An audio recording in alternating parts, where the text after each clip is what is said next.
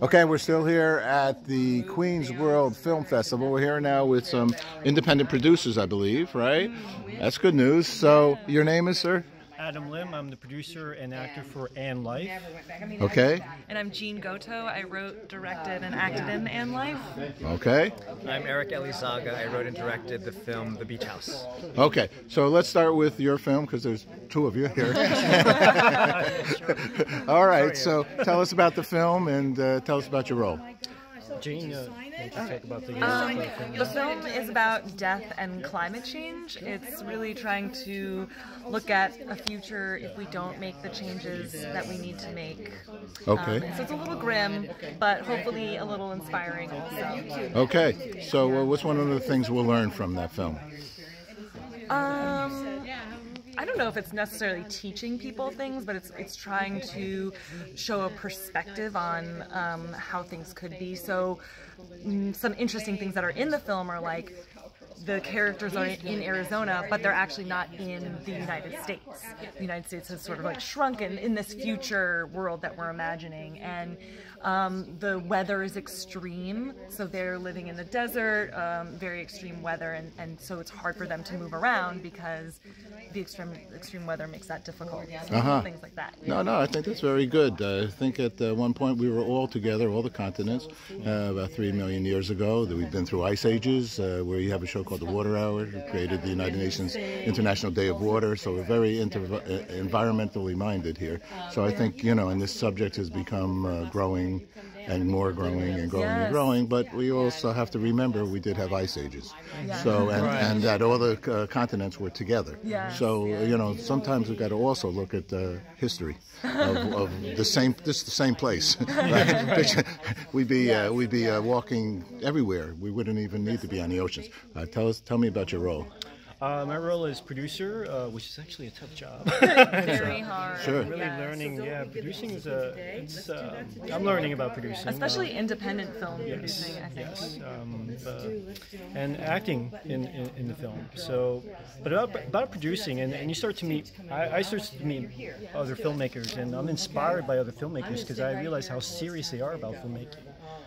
Just the approach about it. So it's just nice to be surrounded by those serious filmmakers, and it inspires me to want to become, inspire us to become better filmmakers. Yeah, and I would say one really wonderful thing about Queens World Film Festival that we've been observing is how diverse and really they're so in tune with the Queens community and all the different people that come into the Queens community, and they're really promoting LGBTQ and female filmmakers, which is super exciting. And I'm really proud to say that I'm nominated for Best Director. Which say it. That's a great accomplishment. Like it's so nice to be part of the film festival, but to be nominated for Best Director, it's just a nice icing on the cake. No, I imagine so. Female and it's diverse and it's really special. So. Well, being Queens, it's one of the most diverse boroughs in the world, right? It is. The United Nations was started up there in where the World Fair was many years ago. Yes, that's right. And it's all good stuff. Actually, Taiwan was quite involved with that. So tell me a little bit about your background and how you're involved with this movie. Okay. So I wrote and directed The Beach House. I'm primarily an actor, and this was sort of a project of a bunch of actors just trying to get together and making a film that you normally don't see in media. And so my film's about Korean adoptees who grew up with white families and how they sort of had to navigate growing up looking Korean but living in a white community, and hilarity ensues. Okay, so do you know about this community in the sense that is this a story about you? No, it's a story. The main character he himself is the Korean adoptee, and so we got together and started talking about his experiences, and some of it actually reflected a lot of the experiences of Asian kids growing up in white communities, and how they had to deal with racism and learning about their own culture while sort of having to be embarrassed by it because of the kids that they grew up with, sort of made them shameful of it. So we touch on all of that stuff, but we make it funny, so it's not like so depressing. All right. Well, through comedy we can. Comedy usually is what our daily lives are looking at it in a different way, in a more comedic way, or actually, I think comedy is the best way. I actually started my career in television because of All in the Family, and I'm going to say that here right now, mainly because not that I'm trying to say anything about me, but that's why I went into television. 40 years ago. All right, because of Norman Lear's show, All in the Family. I got a master's. He was from Connecticut, and you laughed with a bigot. You cried with a bigot, but you knew Archie Bunker was a bigot. Now, that was a big deal thing for television, all right? Especially with advertisers who were ready to bounce out and not even get on board, to get that message out. Usually you have to do an independent film to get a message out like that. Television in that scenario, in this Queens guy of Archie Bunker, did get through the system, And I know the people that did it, mainly because it was just a little bit, and they took a big chance, and it did work. So you guys are really continuing on with that spirit of showing the beauty of humanity.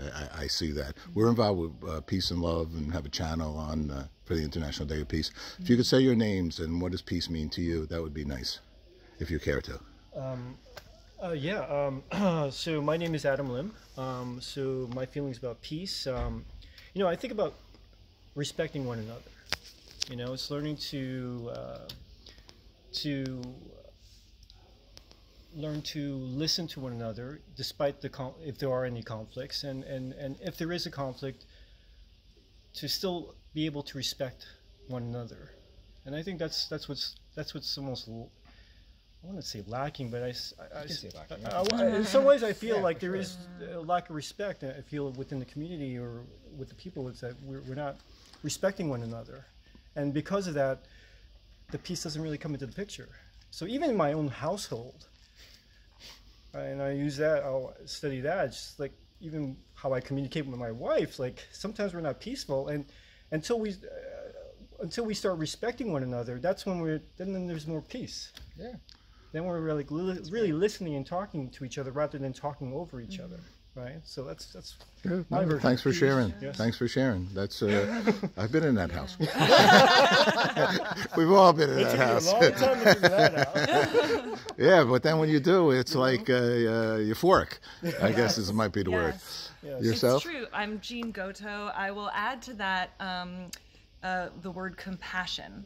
So nice. For me, I think, and compassion for all beings, that's a sort of meditative thing that I've heard a lot. But yeah, that really speaks to me, because I do think having a heart to everybody allows you to bridge gaps. So I think to Adam's point, it's like if you fight with somebody and you can't bridge that gap, it's like every fight separates you further and further. But if you can have an argument with somebody and you can come to a conclusion, you get closer, actually. It's like that argument actually brings you closer and understand, like, oh, I can have differences with this person and still be friends with them. It's all how we work through it. And I think compassion is a key element to that. Beautiful. Just tell me also, when is your movie being played? Our film is being shown on March 24th at 7:30 p.m. in the Bartos Theater. And the Bartos is here? Right here at the moment. Yeah. Okay. All righty. Peace. Love. I'm Eric Elizaga. And just to echo what these guys are saying, I think a lot of it is that having that understanding that we all come from different backgrounds, and we're going to have disagreements. And like Adam was talking about, having respect for where people are coming from, and understanding that we do have our own opinions without having to put all that vitriol and negativity into having these arguments. It can really go a long ways in creating peace. But like these guys are saying, it's in our sort of environment today. You don't really see a whole lot of that, which is unfortunate. And we'd love to see it working towards more of that than just yelling at each other and posting things online that are just so negative. It happens every day. This is true. But whatever, I'll give you two more. I'm going to give you two more cents. Oh, sure, please. It just came to my head. It's also learning how to be kind to one another. And I'm learning this only through my child, because that's what they're doing in school.